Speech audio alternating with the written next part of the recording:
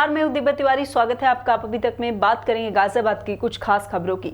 26 जनवरी को लेकर जहां दिल्ली में परेड की तैयारियां जोरों पर है, वहीं किसानों की ट्रैक्टर रैली की भी हलचल तेज हो गई है। Ghaziabad Delhi border UP border पर किसान भारी तादाद में जुटने शुरू हो गए हैं। हालांकि अभी पश्चिमी उत्तर प्रदेश से लेकर उत्तराखंड के बहुत से किसान आने बाकी है, लेकिन अब किसानों की इस ट्रैक्टर रैली को लेकर एक नया मोड़ सामने आ गया है। जी हाँ, यूपी में जगह जगह पेट्रोल पंप पर इस तरह के पोस्टर लगे हुए नजर आ रहे हैं कि हाईवे पर ज्यादातर पेट्रोल पंप पर ट्रैक्टर और बोतल में पेट्रोल न देने की बात सामने आ रही है।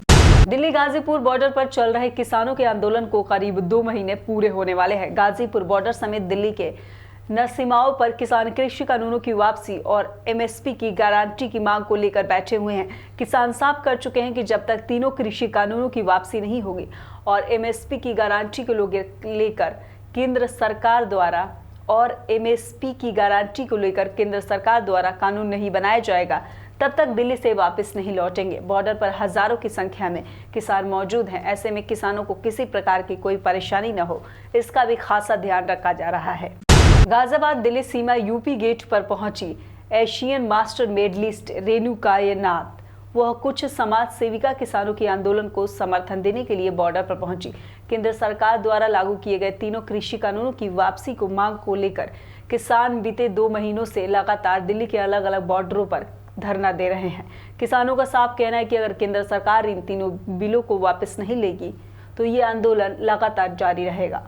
जिला बॉर्डर पर भाईचारे की मिसाल दिखी है, जिसमें जुमे की नमाज अदा कर रही मुस्लिम किसानों ने अपनी साथी की देखभाल में खड़े रहे। साथी किसान नमाज पर पैदा न हो कोई भी विघ्न, इसके लिए किसान खड़े दिखे गए हैं। वहां पर साथी किसान हिंदू मुस्लिम भाईचारे की बड़ा मिसाल पेश की है। गाजियाबाद के मंसूरी इलाके में कल अज्ञात युवक का शव मिला है, जिसकी पहचान कर ली गई है। मृतक बबलू मंसूरी के गांव का निवासी था और किसान था।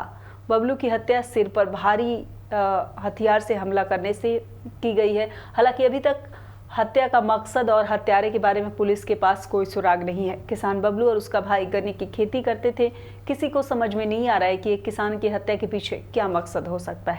गाजियाबाद के कुछ खास खबरों में फिलहाल इतना ही। फिर मुलाकात होगी कुछ नई ताज़ी खबरों के साथ। तब तक के लिए नमस्कार।